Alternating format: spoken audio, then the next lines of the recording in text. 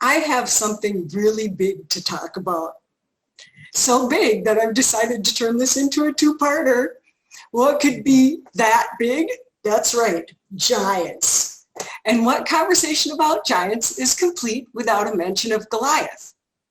My favorite author is Malcolm Gladwell. Aside from the Bible and books related to it, I'm not that much of a reader, but I will go for Malcolm Gladwell's materials every time.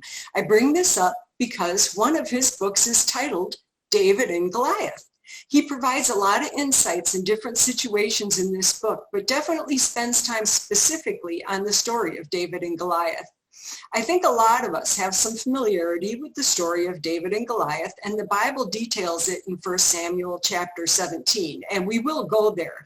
But first I'm going to read some sections directly from Mr. Gladwell's book. So here is what he wrote. At the heart of ancient Palestine is a region known as the Shephelah, a series of ridges and valleys connecting the Judean mountains to the east with the wide, flat expanse of the Mediterranean plain. It is an area of breathtaking beauty, home to vineyards and wheat fields and forests of sycamore and terebinth.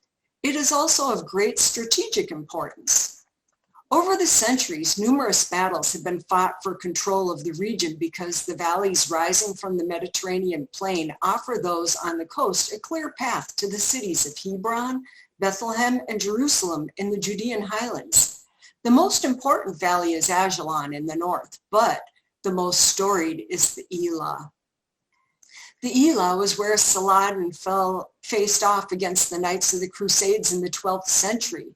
It played a central role in the Maccabean Wars with Syria more than 1,000 years before that, and most famously, during the days of the Old Testament, it was where the fledgling kingdom of Israel squared off against the armies of the Philistines.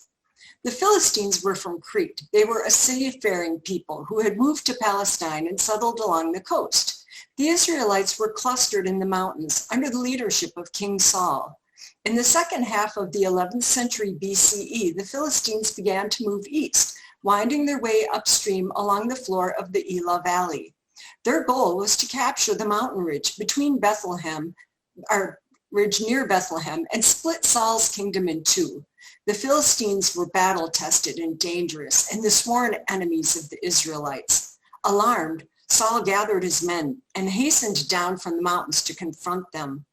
The Philistines set up camp along the southern ridge of the Elah. The Israelites pitched their tents on the other side along the northern ridge, which left the two armies looking across the ravine at each other. Neither dared to move. To attack meant descending down the hill and making a suicidal climb up the enemy's ridge on the other side. Finally, the Philistines had enough. They sent their greatest warrior down into the valley to resolve the deadlock one-on-one. He was a giant, 6'9" at least, wearing a bronze helmet and full body armor. He carried a javelin, a spear, and a sword. An attendant preceded him carrying a large shield. The giant faced the Israelites and shouted out, "Choose you a man and let him come down to me. If he prevail in battle against me and strike me down, we shall be slaves to you. But if I prevail and strike him down, you will be slaves to us and serve us." In the Israelite camp, no one moved. Who could win against such a terrifying opponent? Then a shepherd boy who had come down from Bethlehem to bring food to his brothers stepped forward and volunteered. Saul objected.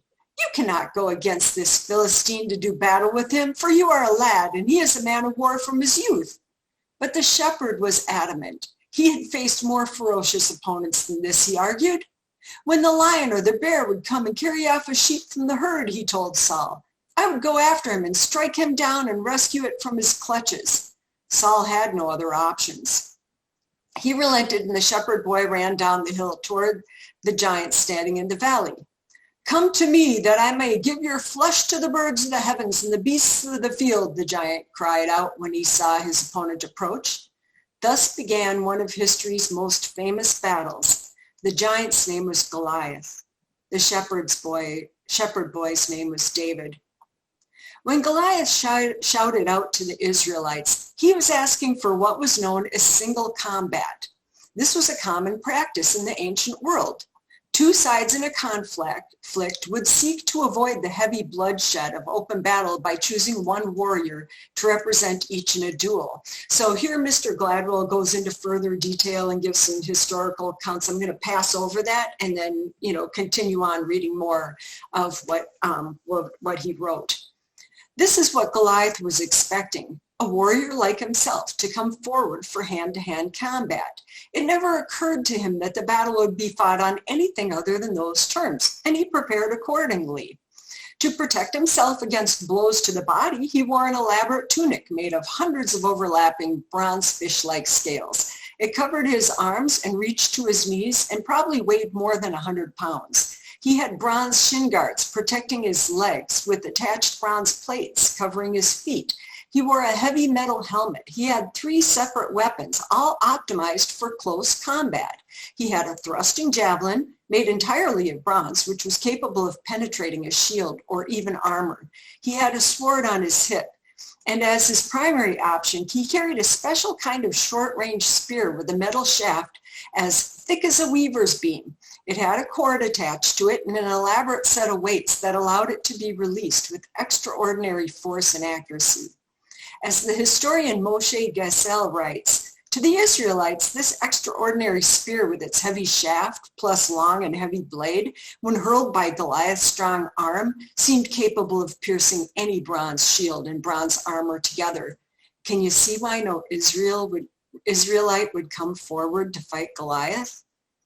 Then David appears. Saul tries to give him his own sword and armor, so at least he'll have a fighting chance. David refuses. I cannot walk in these, he says, for I am unused to it.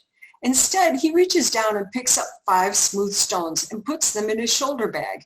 Then he descends into the valley, carrying his shepherd's staff. Goliath looks at the boy coming toward him and is insulted. He was expecting to do battle with a seasoned warrior. Instead, he sees a shepherd, a boy, from one of the lowliest of all professions, who seems to want to use his shepherd's staff as a cudgel against Goliath's sword.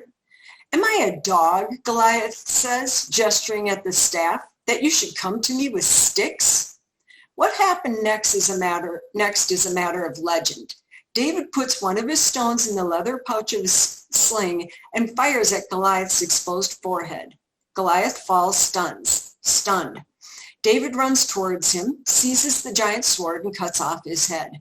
The Philistines saw that their warrior was dead, the biblical account reads, and they fled. The battle is won miraculously by an underdog, who by all expectations should not have won at all. This is the way we have told one another the story over many centuries since. It is how the phrase David and Goliath has come to be embedded in our language as a metaphor for improbable victory. And the problem with that version of the events is that almost everything about it is wrong. Ancient armies had 3 kinds of warriors. The first was cavalry, armed men on horseback or in chariots.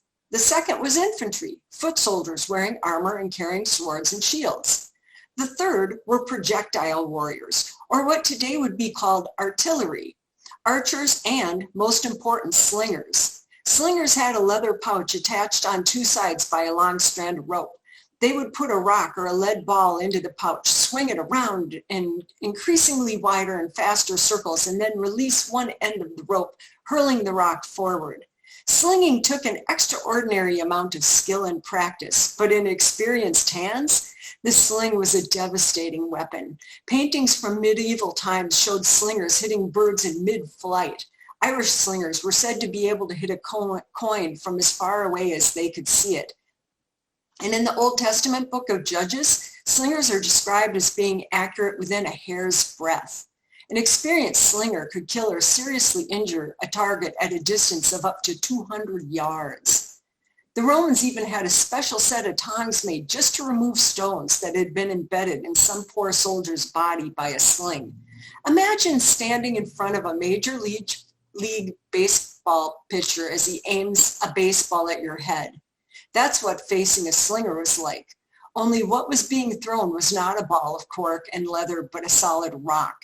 The historian Baruch Halpin argues that the sling was of such importance in ancient warfare that the three kinds of warriors balanced one another like each gesture in the game of rock, paper, and scissors. With their long pikes and armor, infantry could stand up to cavalry. Cavalry could in turn defeat projectile warriors because the horses moved too quickly for artillery to take proper aim.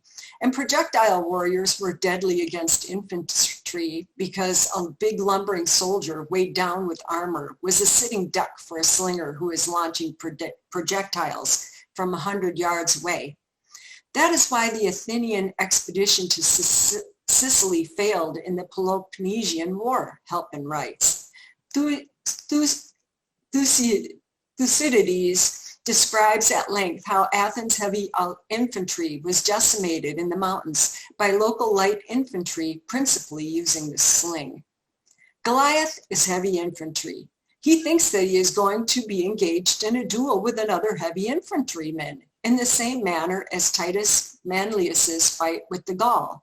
When he says, "Come to me, that I may give your flesh to the birds of the heavens and the beasts of the field," the key phrase is, "come to me." He means, come right up to me so that we can fight at close quarters. When Saul tries to dress David in armor and give him a sword, he is operating under the same assumption. He assumes David is going to fight Goliath hand to hand. David, however, has no intention of honoring the rituals of single combat. When he tells Saul that he has killed bears and lions as a shepherd, he does so not just as testimony to his courage, but to make another point as well, that he intends to fight Goliath the same way he has learned to fight wild animals, as a projectile warrior. He runs towards Goliath because without armor, he has speed and maneuverability. He puts a rock into his sling and whips it around and around faster and faster at 6 or 7 revolutions per second, aiming his projectile at Goliath's forehead, the giant's only point of vulnerability.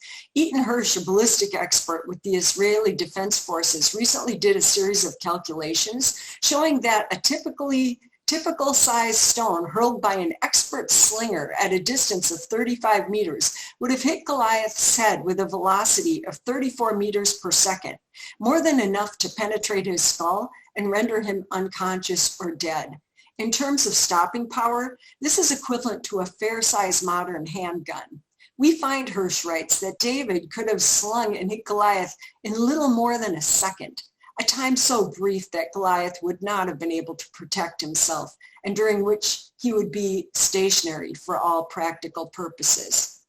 What could Goliath do?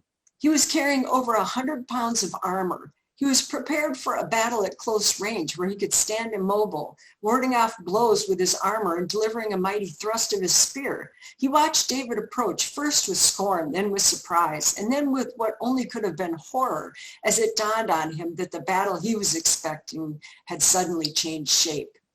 "You come against me with sword and spear and javelin," David said to Goliath, "but I come against you in the name of the Lord Almighty, the God of the armies of Israel, whom you have defiled. This day the Lord will deliver you into my hands, and I'll strike you down and cut off your head. All those gathered here will know that it is not by sword or spear that the Lord saves, for the battle is the Lord, and he will give all of you into our hands." Twice David mentions Goliath's sword and spear, as if to emphasize how profoundly different his intentions are. Then he reaches into his shepherd's bag for a stone, and at that point, no one watching from the ridges on either side of the valley would have considered David's victory improbable. David was a slinger, and slingers beat infantry, hands down. Goliath has as much chance against David, the historian Robert Dowen writes, as any Bronze Age warrior with a sword would have against an opponent armed with a .45 automatic pistol. So I'm going to skip another section here and continue on with Mr. Gladwell's writing. Saul and the Israelites think they know who Goliath is. They size him up and jump to conclusions about what they think he is capable of, but they do not really see him. The truth is that Goliath's behavior here is puzzling. He is supposed to be a mighty warrior, but he's not acting like one. He comes down to the valley floor accompanied by an attendant. A servant walking before him, carrying a shield? Shield bearers in ancient times often accompanied archers into battle because a soldier using a bow and arrow had no free hand to carry any kind of protection on his own. But why does Goliath, a man calling for sword-on-sword single combat, need to be assisted by a third party carrying an archer's shield? What's more, why does he say to David, "Come to me"? Why can't Goliath go to David? The biblical account emphasizes how slowly Goliath moves, which is an odd thing to say about someone who is alleged to be a battle hero of infinite strength. In any case, why doesn't Goliath respond much sooner to the sight of David coming down the hillside without any sword or shield or armor? When he first sees David, his first reaction is to be insulted, when he should be terrified. He seems oblivious of what's happening around him. There is even that strange comment after he finally spots David with his shepherd's staff. "Am I a dog that you should come to me with sticks?" Sticks, plural? David is holding only one stick. What many medical experts now believe, in fact, is that Goliath had a serious medical condition. He looks and sounds like someone suffering from what is called acromegaly, a disease caused by a benign tumor of the pituitary gland. The tumor causes an overproduction of human growth hormone, which would explain Goliath's extraordinary size. The tallest person in history, Robert Wadlow, suffered from acromegaly. At his death, he was 8 foot 11 inches and apparently still growing. And furthermore, one of the common side effects of acromegaly is vision problems. Pituitary tumors can grow to the point where they compress the nerves leading to the eyes, with the result that people with acromegaly often suffer from severely restricted sight and diplopia, or double vision. Why was Goliath led onto the valley floor by an attendant? Because the attendant was his visual guide. Why does he move so slowly? Because the world around him is a blur. Why does it take him so long to understand that David has changed the rules? Because he doesn't see David until David is up close. "Come to me that I may give your flesh to the birds of the heavens and the beasts of the field," he shouts out. And in that request, there is a hint of his vulnerability. "I need you to come to me because I cannot locate you otherwise." And then there's the otherwise inexplicable, "Am I a dog that you come to me with sticks?" David had only one stick. Goliath saw two. What the Israelites saw from high on the ridge was an intimidating giant. In reality, the very thing that gave the giant his size was also the source of his greatest weakness. There's an important lesson in that for battles with all kinds of giants, the powerful and the strong are not always what they seem. David came running toward Goliath, powered by courage and faith. Goliath was blind to his approach, and then he was down, too big and slow and blurry-eyed to comprehend the way the tables had been turned. So that's as much as the book that I want to include, and it's a great read. My reason for sharing this is when I first started reading Bible stories, especially the remarkable ones like David and Goliath, for example, they seemed surreal. There are lots of people that suggest that these stories are so out there that they can't be true. Mr. Gladwell's analysis of the story tells me not only is it very real, but it can be explained by the Bible and the reality of the world around us. When did this disease, acromegaly, first appear on the radar? I can't know for sure, but if you read in Genesis 6 about the Nephilim, you see some bad genetic dynamics introduced. There are enough stories about the sons of Anak and the Nephilim that point to this large size. It seems a plausible correlation exists. But the point that I really want to hit home here is that God working in a situation is incredible. The fact that it rained in the Jezreel Valley at the time of Deborah and Barak, if you read the account in Judges 4, it's no big deal. I would guess it's rained there many, many times. What's the big deal? Just rain. But God telling Deborah, here's the battle plan, and telling Barak, do what she says. And Sisera, with his chariots of iron coming down into the valley, right when the rain caused the ground to be not muddy enough to stop those wheels, and Israel was ready. Now that is powerful. A genetic defect that resulted in a disease that caused people in that camp, the camp of the Philistines, to want to leverage the result. And the text talks about as being a trained warrior. And yet God could make it clear to David, we have another strategy, go for it. That's our God. So with all this background, please turn now to 1 Samuel chapter 17, and let's actually read this Bible account. I will be reading out of the REV, or Revised English Version of the Bible, available for free at stfonline.org. My favorite. Before I start, I'm also going to display the geography involved. I will leave this up for a bit as I begin to read. Note that this map is from the Satellite Bible Atlas. Let me say that again. This map is from the Satellite Bible Atlas by William Schlegel. So let me share that screen. And here we go. All right. So I'm going to do a quick little rundown of this area. Can you see my white pointer dancing around a little bit? Yes. Okay. Over to the left here, this is the Mediterranean Sea. That's on the west. So north is heading up to the top. Over on the right-hand side, you see Judah and Benjamin. And so if Jerusalem was on this map, which of course they hadn't built the temple in Jerusalem yet, it was still the thrashing for Aruna around this time, I would imagine, that would be just way off the picture to the right, just a little bit. But this red arrow here you can see is Bethlehem, and Benjamin is up on top. That's where, Saul would have come from.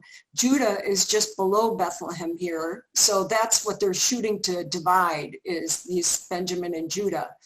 Over on near the coastal plain on the west, we see the Philistines. They had control over this whole area.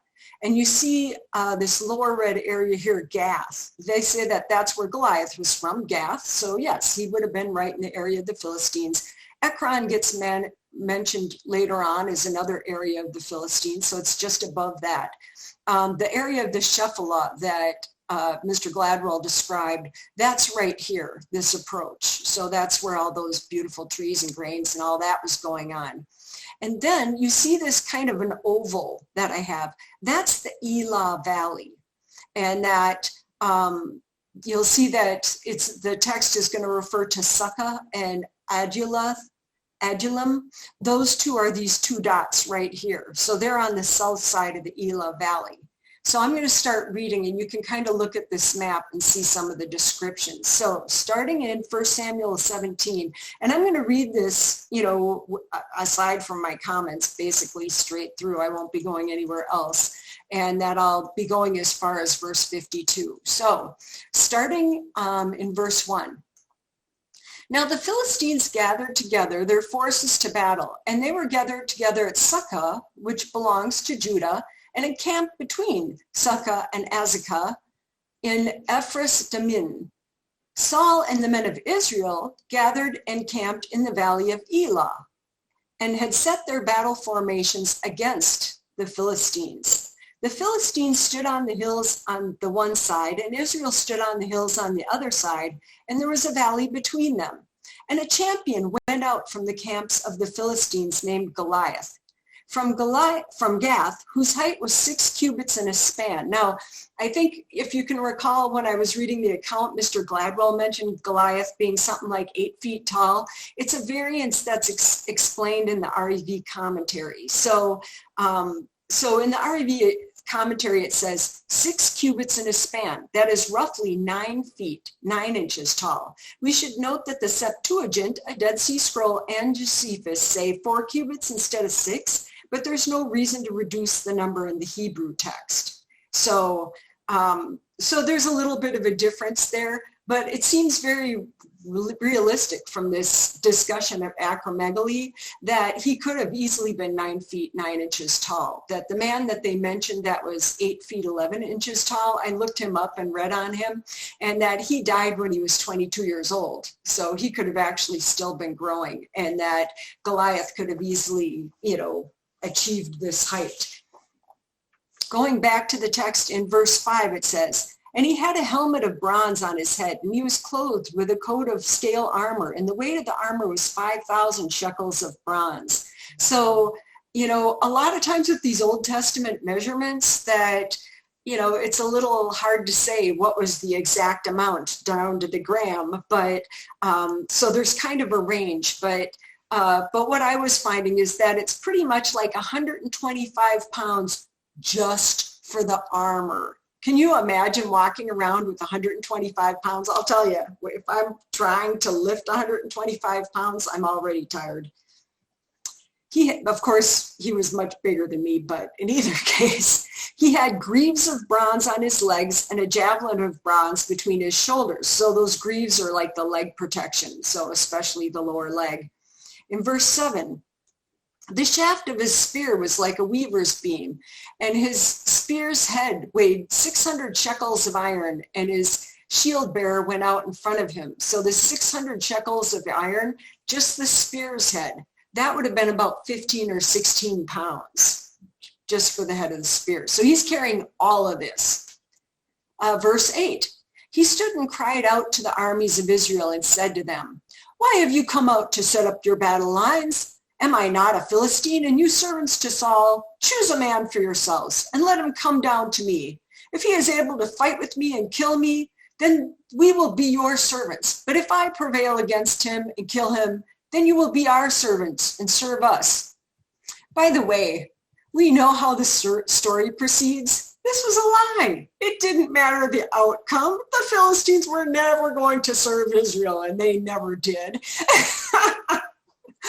So, verse 10, and the Philistine said, "I mock the armies of Israel this day. Give me a man so we can fight each other." Now, I was in Israel at one point and wanted to go to the Valley of Elah so bad, because what I wanted to do is I wanted to get someone to play with me. I wanted them to stand on one side of this valley and I was going to stand on the other, and that we would yell trash talk against. And I wanted to see what that would be like.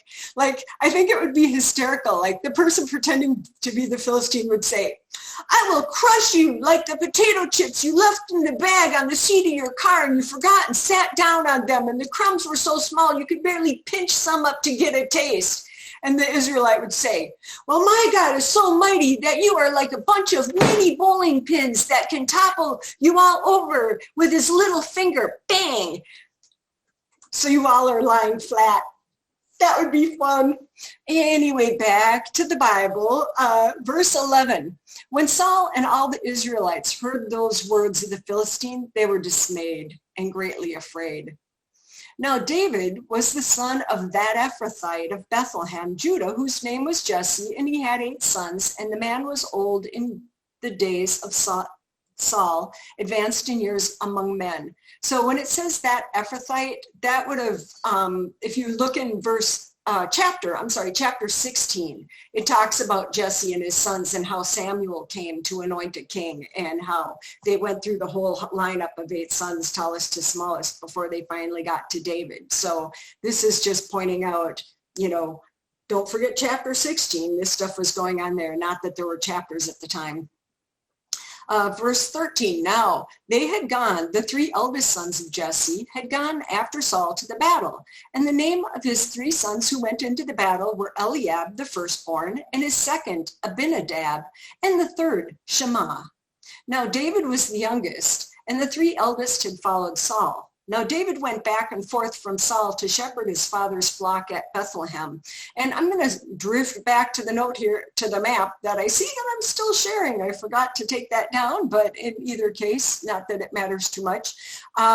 If you look at the scale here, on the top here, that's actually 10 miles, and I clipped off the left end. Sorry about that. But the thing that I can tell you is that from the area around Bethlehem, where all the shepherds would have been, over to the Elah Valley, less than 10 miles, I think. I mean, a guy can walk that in a few hours, especially for all the walking they did back in those days, even in the rough terrain. You know, they'd have been healthy and used to it and stuff like that, that it wouldn't have been a big deal to make a day trip and go there. I'm going to carve out Tuesday and, go over there and stuff like that. And by the way, the same thing kind of exists with the Philistines, that when you look at Gath and Ekron, to get over to Sakah and Adullam and Ezekah, over in this area, maybe 8 miles. It just isn't that far. You can walk that. You can get there. You could go back and forth. You could go home at night, have dinner, go sleep in your bed, get up in the morning, hit the battlefield, and, stand in line and trash talk each other all day long, and then go home at night and do it again. So here we go. Now, back to verse 14. I may be reading double here. I'm going to stop sharing at this point. I think we got the map. Now, David was the youngest, and the 3 eldest had followed Saul. Now, David went back and forth from Saul to shepherd his father's flock at Bethlehem. This would have been, like I said, not too far. Verse 16, and the Philistine drew near morning and evening for 40 days and took his stand. Gath and Ekron were also pretty close. So verse 17, now Jesse said to David his son, take to your brothers an ephah of this parched grain and these 10 loaves and run them quickly to the camp to your brothers. So an ephah, again, really tough, these measurements, they kill me, but it's somewhere between 22 and 36 liters. And I tend to estimate it to be similar to, like maybe a couple of 5-gallon buckets or something. But of course, the grain would have been in some kind of a bag, sack or something, and he could have thrown it over his shoulder. And, maybe it would have weighed like 30 pounds or something like that. So again, you see how, this is doable. This is doable. A healthy guy can carry, 30 pounds, on his backpack or whatever, even for 10 miles. That, this is doable. Going to verse 18. And bring these 10 cut pieces of cheese to the leader of their 1,000 and see how your brothers are doing and bring back assurance from them. Because Saul and they and all the men of Israel are in the valley of Elah fighting against the Philistines. Verse 20, so David rose up early in the morning and left the flock with a keeper and took the supplies and went as Jesse had commanded him. And he came to the perimeter of the camp just as the army was going out to the battle line, shouting the battle cry. And Israel and the Philistines set up their battle formations, army against opposite army. And David left the supplies in the hand of the keeper of the supplies and ran to the army and came and greeted his brothers. And as he talked to them, behold, the champion, the Philistine of Gath, Goliath by name, came up out of the army of the Philistines and spoke the same words as before, and David heard them. Now all the men of Israel, when they saw the man, fled from him and were greatly afraid. And a man of Israel said, have you seen this man who is coming up? Surely he is coming up to mock Israel. And it will be that the man who kills him, the king will enrich him with great riches and give him his daughter in marriage and make his father's house exempt from taxes in Israel. And David spoke to the men who stood by him, saying, what will be done for the man who kills this Philistine and removes this mocking from upon Israel? For who is this uncircumcised Philistine that he has mocked the armies of the living God? See, he hears it once, but then he asks, just like to make sure, is this a real offer? Are you guys just drumming this up? Is this the real thing? I heard this guy say it. I'm going to go over here and see if these guys happen to hear something similar to that, right? So in verse 27, the people answered him in this way, saying, that is what will be done for the man who kills him. So he gets a validation. There's a second time that somebody's saying this is the deal. Now, verse 28, now Eliab, his oldest brother, heard when he spoke to the men, and Eliab's anger was kindled against David, and he said, why have you come down, and with whom have you left that little flock in the wilderness? I know your pride and the wickedness of your heart, for you have come down in order to see the battle. What I find interesting here is Eliab is the oldest brother, and he accuses David of pride and wickedness. Now, when Samuel, the good old honored Samuel, comes into Benjamin and are into Bethlehem, to talk to Jesse about, who he's supposed to anoint as kings. And they start with the eldest son, because gosh, wouldn't you think? And end up working all the way down the line and end up with David. Do you think that Eliab was like, what the heck? I think that there's a little bit of projection going on here. This is just my take, but I'm thinking that Eliab is the one who had the pride and possibly even some wickedness in his heart. It wasn't David. But anyway, so in verse 29, and David said, what have I done? Was it not just a question? So verse 30, and he turned away from him towards another and spoke in the same way, and the people answered him in the same way. So he actually checks this out a third time. Is there a reward for doing this? And I think, that Saul is like, he's trying to get someone to meet this battle. I mean, why should the whole army get decimated? Why not have one person be the warrior, fight this 1-to-1, and stuff. And yet there are like no takers. This is Goliath. Nobody wants to go against him. So he starts offering these rewards. All right, verse 31. When the words of David spoke were heard, they told them in the presence of Saul, and he sent for him. So Saul hears about it, grabs David, verse 32, and David said to Saul, do not let anyone's heart fail because of him. Your servant will go and fight with the Philistine. But Saul said to David, you are not able to go against this Philistine to go fight with him. You are a youth, and he has been a man of war from his youth. Makes me think, oops, hang on a second here. Oops. There we go. Makes me think about our adversary, that he's got about 6,000 years on me before I was even born. Like, it's pretty intimidating, me against him. Who do you think is going to win? It seems like it's not a fair fight. But anyway, back to verse 34. But David said to Saul, your servant was a shepherd for his father's flock, and when a lion or a bear came and carried off a lamb from the flock, I went out after him and struck him and rescued it out of his mouth. When he arose against me, I seized him by his beard and struck him and killed him. Your servant struck both the lion and the bear, and this uncircumcised Philistine will be as one of them, because he has mocked the armies of the living God. And David said, Yahweh, who delivered me out of the paw of the lion and out of the paw of the bear, he will deliver me out of the hand of this Philistine. And Saul said to David, go, and may Yahweh be with you. Then Saul dressed David with his fighting attire. He put a helmet of bronze on his head, and he clothed him with armor.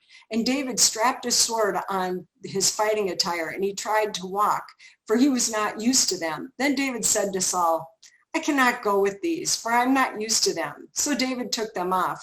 Now, one of the things I want to point out about Saul is that if you flip back a bit and look in 1 Samuel chapter 9, in verse 2, there's a description, we're first getting introduced to Saul, and it says, he had a son whose name was Saul, a handsome young man, and there was not among the children of Israel a more handsome person than he. From his shoulders and upward, he was taller than any of the people. So Saul is not a little guy. He's not a giant like Goliath, but you line him up against his peers, and yeah, he's, just a little bit taller than like everybody else. David is described as a youth. That I'm going to guess that Saul's armor was a little bit bigger than maybe some of the other guys' armor. So for sure, that if David's trying to honor him and wear the armor, maybe if Saul was a smaller guy, maybe that would have worked. But with Saul's armor, yeah, that was not going to work. And David said so. So yeah, in verse 39 it says, so David took them off. Verse 40, and he took his staff in his hand and chose for himself 5 smooth stones out of the brook and put them in the shepherd's bag that he had, namely in his pouch, and his sling was in his hand, and he drew near to the Philistine. The Philistine advanced and drew near David, and the man carrying the shield was before him. When the Philistine looked and saw David, he had contempt for him, because he was but a youth and ruddy with a handsome appearance. This is where we start to notice the details Mr. Gladwell called out. He had to get closer to see that David was a youth. And of course, he had that, shield bearer ahead of him, carrying the sheet ahead of him. So verse 43, and the Philistine said to David, am I a dog that you come to me with sticks? And the Philistine cursed David by his gods. There's that multiple sticks compared to his one shepherd's staff. And cursing David by his gods? Talk about a lame threat. And I'm going to have my rock be mad at you, and I'm going to have a piece of wood be mad at you. Anyway, that's just me. Seems like a lame threat. All right, verse 44. Then the Philistine said to David, come to me, and I will give your flesh to the birds of the air and to the animals of the field. Come to me. Isn't it great when you can coax your enemy into a position of weakness? Great strategy if they're naive enough to fall for it. David wasn't. We shouldn't be either. This is a great lesson to me. You don't have to fight the enemy according to their rules. It's quite empowering. Verse 45, then David said to the Philistine, you come to me with a sword and with a spear and with a javelin, but I have come to you in the name of Yahweh of armies, the God of the armies of Israel, whom you have mocked. This day Yahweh will deliver you into my hand, and I will strike you down and remove your head from you. I will give the dead bodies of the army of the Philistines this day to the birds of the air and the wild animals of the earth, so that all the earth will know that there is a God in Israel. And all this assembly will know that Yahweh does not save with sword and spear, for the battle is Yahweh's, and he will give all of you into our hand. David reset the game. I'm not listening to your words. Listen to mine. I admire that. No reason to buckle down in front of the enemy. Verse 48, when the Philistine rose up and came and drew near to meet David, then David hurried and ran toward the army to meet the Philistine. 125 pounds of armor, plus a 15-pound spearhead, plus the helmet, plus the shin guards, and quite likely limited vision. Goliath was slow. David hurried and ran. Verse 49, and David put his hand into his bag and took a stone and slung it and struck the Philistine in his forehead. And the stone sank into his forehead, and he fell on his face to the earth. So David overcame the Philistine with a sling and with a stone and struck the Philistine and killed him. But there was no sword in the hand of David. Then David ran and stood over the Philistine and took his sword and drew it out of its sheath and killed him and cut off his head with it. When the Philistines saw that their champion was dead, they fled. Note that after Goliath fell, David ran over to him. So that's further evidence that David was, a bit of a distance away. Verse 52, then the men of Israel and of Judah arose and shouted and pursued the Philistines to the valley and as far as Ekron, and they wounded of the Philistines. The wounded of the Philistines fell down by the way to Shearim, as far as Gath and as far as Ekron. So that's as far as I'm going to read in this account. But in this life, it seems to come up often that there are underdogs, the ones that are less likely to be successful, whatever that looks like. And I suspect that all of us at times have been in that position. The last one picked for the team, the freshman in school, the one whose judgment was questioned for choices that we made, and those times when we just got kicked out. In Mr. Gladwell's book, he tells several stories of underdogs who, for whatever reason, ended up being successful when no one expected them to be. I always enjoy those kind of stories because I can relate to them, and they give me hope. Our adversary currently holds the title, God of this world. And as we look around, we see huge forces against us at times. Environmental issues, health issues, crime, the list goes on. And here we are living in these fragile human bodies that frankly have a shelf life that decrements every day. The adversary not only opposes God and is against those who love God, but he has that 6,000-year head start. He's seen lots of people before we came along, and he has unfortunately been pretty successful at influencing much of the world around us. It makes me think about Jesus when he was on this earth. a man in a fleshly body. I don't doubt that the adversary figured he'd have him. He'd had lots of additional experience since Job. Certainly he could derail Jesus. Just like the Philistine with Goliath, he likely thought he had the upper hand. Until, that is, God raised Jesus from the dead. Talk about the new normal.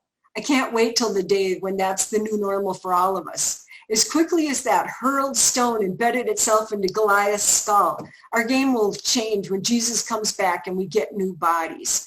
We might seem like underdogs right now, but that's temporary. We've selected our champion, and he was victorious, and his victory stands. There's no doubt in my mind he is taking down our opponent, just as the Bible describes it. When we see it, there will be no doubt that God's plan for him is being carried out. So, be like David. Look beyond what's right in front of our face. Consider the strategies that can help us succeed in spite of the obstacles in front of us. More than anything else, we need to listen to our God and our Savior. And when they put something on our heart, when they show us things in the Word and through our prayers and through revelation, we need to count on that. Trust in God and what he leads us to do, and we are going to be pleasing in his sight. And that's a victory that can't be taken away.